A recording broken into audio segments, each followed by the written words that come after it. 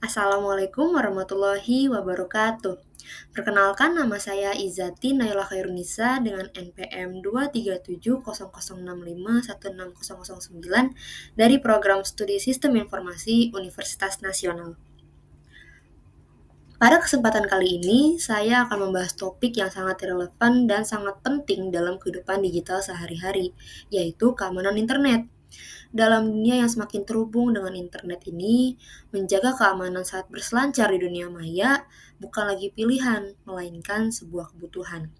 Dan saat ini, hampir semua aktivitas mulai dari komunikasi, transaksi keuangan, hingga belajar dan bekerja melibatkan koneksi internet. Tapi sayangnya, tidak semua hal di internet itu semuanya aman. Karena itu, penting bagi kita sendiri untuk memahami ancaman-ancaman yang ada dan bagaimana sih caranya melindungi diri kita secara digital. Yuk kita simak penjelasan lengkapnya sampai akhir ya. Dari table of contents yang sudah saya buat, di sini ada pengertian keamanan internet, lalu ada jenis-jenis keamanan internet, cara mengatasi ancamannya, etika dan hukum dalam penggunaan internet, lalu ada spam dan phishing, dan yang terakhir ada studi kasus yang saya berikan di sini. Di materi yang pertama, saya akan menjelaskan mengenai pengertian keamanan internet. Keamanan internet adalah semua tindakan yang dilakukan untuk melindungi data hingga perusahaan sistem dan aktivitas kita di internet dari ancaman atau akses ilegal. Dalam praktiknya, keamanan internet mencakup perlindungan terhadap informasi pribadi, keuangan, identitas digital, serta perangkat yang digunakan seperti komputer, laptop, maupun smartphone. Keamanan ini bertujuan untuk menjaga 3 prinsip utama. Yang pertama ada kerahasiaan atau confidentiality. Informasi ini hanya bisa diakses oleh orang yang memang berwenang saja. Yang kedua ada integritas atau integrity, yang dimana data tidak boleh diubah tanpa seizin. Dan yang ketiga ada ketersediaan atau availability, yaitu sistem dan data harus tetap bisa diakses saat dibutuhkan. Materi kedua yang akan saya jelaskan mengenai jenis-jenis ancaman internet. Yang pertama ada virus dan worm. Program jahat yang menempel pada file ini menyebar saat dijalankan. Virus bisa merusak file, memperlambat kinerja komputer, atau bahkan menghapus data penting. Sedangkan worm berbeda dengan virus karena dapat menyebar secara otomatis ke seluruh jaringan tanpa bantuan pengguna. Kedua jenis virus ini sangat berbahaya, terutama jika tidak ada perlindungan antivirus. Yang kedua ada Trojan Horse. Tampaknya memang seperti program yang sah ya, tapi saat dijalankan, Trojan Horse akan membuka pintu bagi penyerang untuk mengakses sistem. Misalnya, saat menginstal game bajakan, ternyata ada Trojan Horse yang tersembunyi untuk mencuri data dari komputer kita. Lalu yang ketiga ada hacking. Akses ilegal ke semua sistem komputer. Ada berbagai motifnya nih, mulai dari mencuri data, merusak sistem, hingga sekedar unjuk kemampuan. Beberapa hacker memang bersifat kriminal, namun ada juga yang disebut white hat hacker yang bertugas menguji keamanan sistem secara sah. Yang keempat ada phishing. Metode penipuan ini dengan menyamar sebagai institusi resmi loh, seperti bank atau bahkan marketplace. Tujuannya adalah mencuri data pribadi, seperti nomor kartu kredit, username, dan password. Biasanya dilakukan lewat email atau pesan singkat dengan tautan yang palsu. Yang kelima, ada spyware dan adware, digunakan untuk memantau aktivitas program tanpa seizin, seperti merekam, ketikan, atau mengambil tangkapan layar. Adware sendiri menampilkan iklan secara berlebihan dan bisa menyebabkan gangguan performa perangkat, bahkan membawa virus tambahan. Lalu materi selanjutnya yang akan saya jelaskan itu bagaimana cara mengatasi ancaman keamanan internet. Yang pertama ada gunakan antivirus yang akan mendeteksi dan menghapus malware dari perangkat kita. Pastikan antivirus tersebut selalu diperbarui agar bisa menghadapi ancaman-ancaman tersebut. Yang kedua ada aktifkan firewall yang berfungsi seperti penjaga pintu yang memantau dan menyaring data yang masuk dan keluar dari jaringan komputer kita. Yang ketiga, gunakan enkripsi saat kita mengirim data sensitif. Seperti transaksi online, enkripsi akan membuat data kita tidak bisa dibaca oleh pihak lain yang memang tidak berwenang. Lalu yang keempat, Ada gunakan password yang kuat seperti kombinasi huruf besar, huruf kecil, angka, dan simbol. Jangan gunakan kata yang mudah ditebak seperti nama atau tanggal lahir ya. Yang kelima, ada update sistem dan aplikasi secara rutin. Biasanya mencakup perbaikan keamanan. Jangan tunda-tunda update ya, karena celah keamanan bisa dimanfaatkan oleh peretas kapanpun dan dimanapun itu. Dan yang keenam, waspadai email atau link yang mencurigakan. Jangan asal sembarangan mengklik tautan atau mengunduh file dari sumber yang tidak jelas ya teman-teman. Lalu di sini saya mau menjelaskan tips tambahan dari saya sendiri untuk menjaga keamanan digital. Yang pertama ada gunakan VPN saat memakai WiFi publik. Yang kedua, jangan simpan password di browser. Gunakan password manager. Yang ketiga, selalu logout setelah menggunakan komputer bersama. Yang keempat, gunakan autentikasi 2 langkah atau 2FA. Yang kelima, hindari membuka situs ilegal atau yang tidak dikenal. Dan yang keenam, ada bersikap kritis terhadap informasi yang didapat dari internet. Lalu untuk materi selanjutnya, saya akan menjelaskan mengenai etika dan hukum dalam penggunaan internet.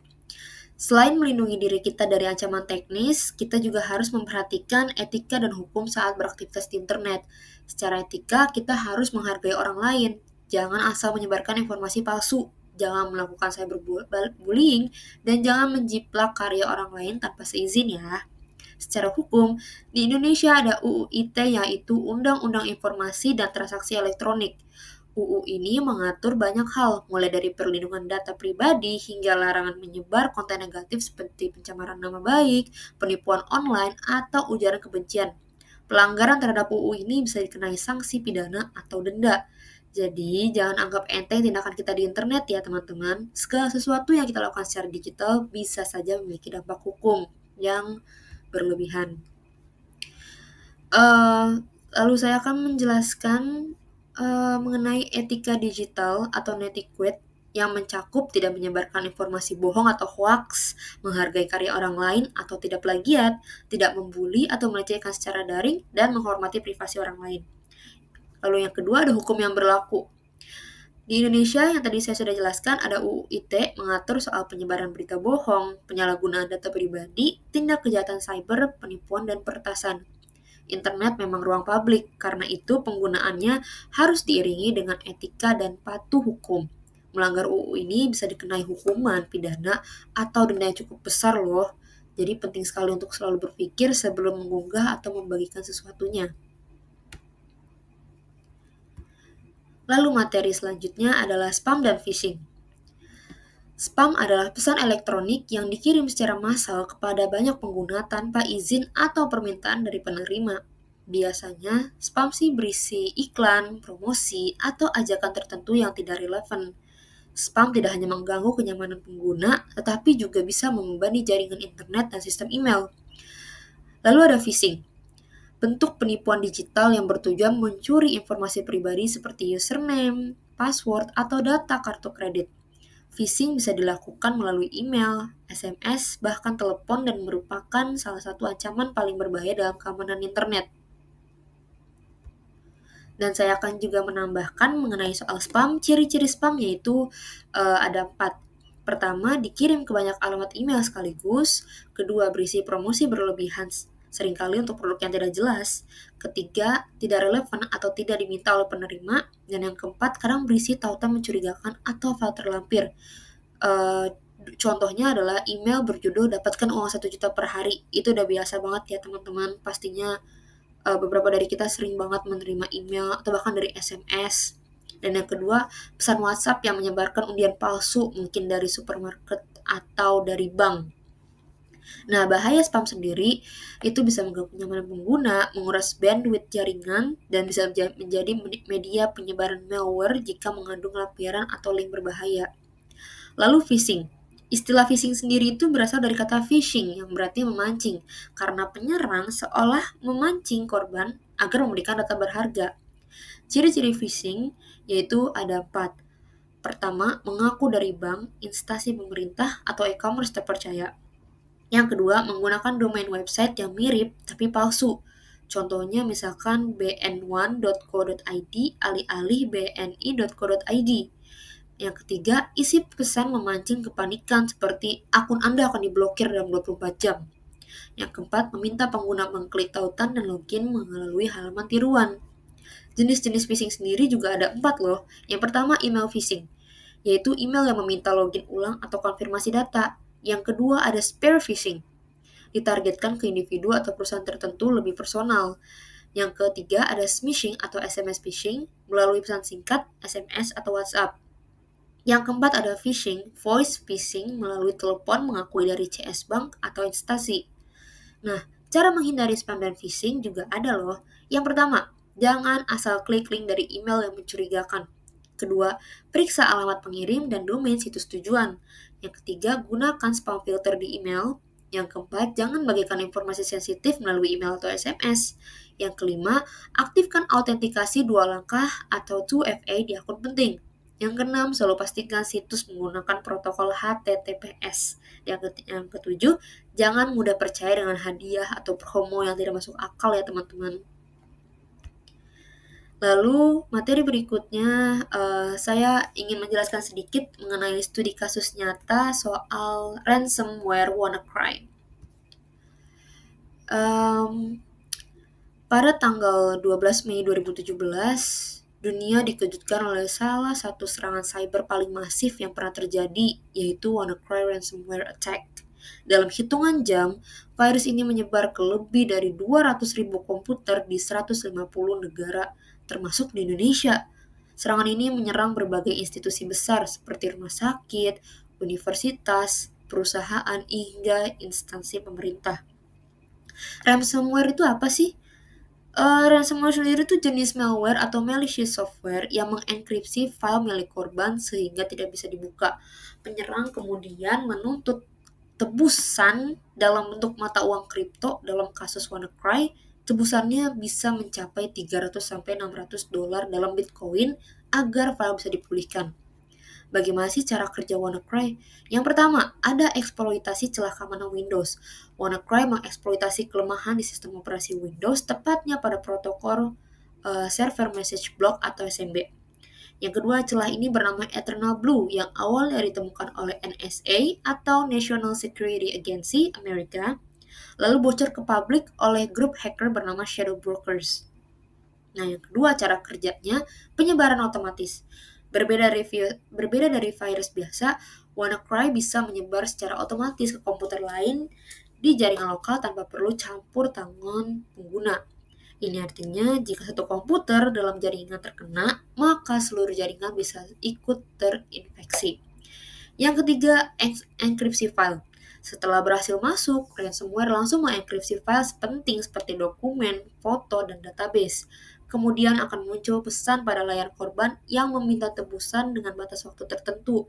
Jika lewat waktu, tebusan meningkat dan file bisa dihapus secara permanen loh. Dampak globalnya tersendiri banyak dari perusahaan, rumah sakit, dan institusi lainnya, dan ada 4 yang saya rangkum. Yang pertama dari NHS or National Health Service di Inggris, yang memang terkena dampak parah saat itu. Sistem rumah sakit ini lumpuh, operasi dibatalkan, data pasien pun tidak bisa diakses, dan ambulans harus dialihkan. Yang kedua ada di Renault Prancis dan Nissan di Jepang, menghentikan operasi pabrik karena sistem produksi mereka terganggu. Yang ketiga di universitas, bank, dan perusahaan telekomunikasi di Rusia, China, Spanyol, dan juga Jerman. Di Indonesia sendiri, beberapa rumah sakit terkena dampaknya, seperti Rumah Sakit Darmais dan Rumah Sakit Harapan Kita di Jakarta. Mengapa ransomware ini bisa terjadi? Karena masih banyak komputer yang menggunakan sistem operasi Windows lama seperti Windows 7 atau XP yang belum diperbarui. Lalu ada patch keamanan untuk celah Eternal Blue. Sebenarnya sih sudah dirilis oleh Microsoft pada bulan Maret 2017. Namun, masih banyak organisasi yang belum masih menginstalnya. Dan ada sistem keamanan jaringan pengguna yang masih lemah sehingga tidak siap menghadapi serangan besar. Lalu pelajaran dari kasus WannaCry yang bisa diambil adalah yang pertama, update sistem operasi secara berkala untuk menutup celah keamanan. 2. Backup data secara rutin agar tidak kehilangan data penting. Ketiga, gunakan antivirus dan firewall yang aktif dan up to date. Yang keempat, jangan asal buka email atau tautan yang mencurigakan ya teman-teman. Dan internet bisa menjadi sahabat, tapi juga bisa menjadi ancaman jika kita tidak berhati-hati. Mari tingkatkan kesadaran, etika, dan literasi digital demi menciptakan lingkungan internet yang lebih sehat dan terlindungi. Gunakan internet dengan bijak, aman, dan penuh bertanggung jawab. Lindungi data pribadi, jaga privasi, dan jadilah pengguna internet yang cerdas. Tetap waspada ya teman-teman semua. Nah, itu dia pembahasan lengkap mengenai keamanan internet yang sudah saya jelaskan. Memang dunia digital tuh penuh dengan manfaat, tapi juga memiliki resiko jika kita tidak waspada. Ingat, menjaga keamanan saat online adalah tanggung jawab kita semua. Semoga setelah menonton video ini, kalian bisa lebih bijak dan semakin sadar pentingnya menjaga data dan aktivitas kita saat online dan lebih siap dalam menghadapi dunia maya. Jangan sampai menjadi korban ya. Mulai sekarang lindungi dirimu di dunia digital. Sekian itu penjelasan materi yang saya sampaikan mengenai keamanan internet. Kurang lebihnya mohon maaf. Wassalamualaikum warahmatullahi wabarakatuh.